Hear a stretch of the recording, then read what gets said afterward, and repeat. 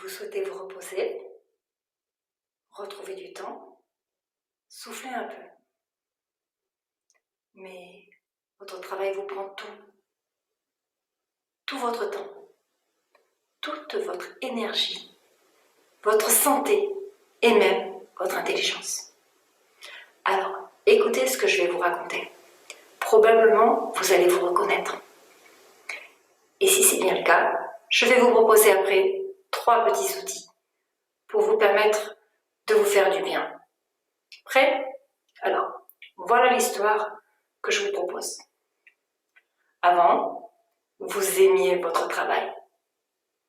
Il était chouette. Il était stimulant. Et vous étiez vraiment un bon professionnel. Vraiment, c'était votre truc et puis vous y arriviez bien. Mais maintenant, c'est devenu stressant. C'est difficile parce qu'il y a toujours plus d'attentes à satisfaire.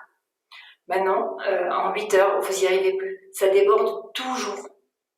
Et puis ça dure. Ça fait longtemps que c'est comme ça et c'est de plus en plus dur. Et ça fait vraiment longtemps. Et en plus, vous voyez pas la fin. Vous voyez pas que cette épreuve va se terminer. Alors, vous savez que vous êtes hyper stressé. On vous l'a dit, vous vous en rendez compte vous-même. Puis d'ailleurs, tous les symptômes sont là. Hein. Vous avez mal au cou, vous avez mal dans le dos, aux épaules, aux poignets. Puis souvent, le soir, vous avez mal à la tête, aux yeux. Et bien, c'est normal dans ces circonstances-là. Et je vais vous expliquer pourquoi et comment diminuer ces symptômes. D'accord? Alors d'abord, je me présente. Je m'appelle Nathalie Viennin. Je suis psychologue et je me suis spécialisée dans le travail. Dans ma pratique, je rencontre de plus en plus souvent des professionnels qui s'épuisent pour continuer à travailler, pour continuer à faire leur boulot, parce que leur boulot, il est important. Et puis parce qu'ils veulent le faire bien. Alors, voilà ce que je leur explique. Le stress, c'est normal. Depuis la nuit des temps, le stress, il est là pour nous aider, pour nous préparer à faire face à un danger. Face à un danger, il faut être prêt à fuir ou à combattre. Donc pour ça, il faut que vos muscles ils soient tendus, ils soient bien oxygénés, ils aient de l'énergie à disposition. Donc pour ça, le cœur va battre plus vite et la tension sanguine va augmenter. Et puis on va créer des hormones de vigilance, de façon à pouvoir guetter le danger. Et pour tout ça, on va puiser dans nos réserves d'énergie et dans nos réserves de vitamines. Normalement, au bout d'un moment, on a survécu, le danger s'éloigne, et à ce moment-là, le corps va se reposer des efforts qu'il a fournis. On va dormir, on va manger, le corps va se régénérer, et tout va bien. J'étais un stress aigu, puis en repos, et notre corps sait gérer ça. Il fait ça très très bien, il a été fait pour ça. Il peut enchaîner autant de cycles, stress, repos, qu'il s'en produit. C'est normal, c'est le fonctionnement normal. Là où ça devient un problème, c'est quand le niveau de stress ne redescend pas. Quand le stress devient chronique, qu'il n'y a plus de récupération entre les phases aiguës. En fait, quand on est tout le temps stressé. Du coup, la fréquence cardiaque reste élevée et la tension reste élevée.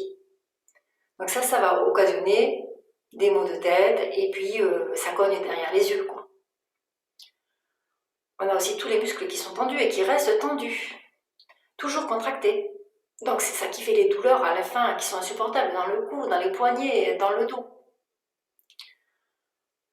On a aussi les muscles de la cage thoracique qui sont tendus. Du coup, on réduit un peu la taille de nos inspirations et de nos expirations. On fait des mouvements plus petits et donc on est moins bien oxygéné.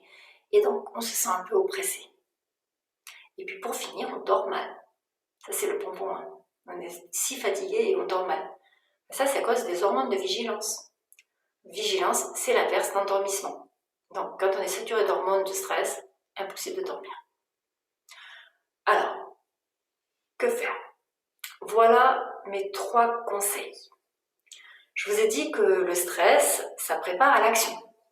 Et bien donc, il faut agir.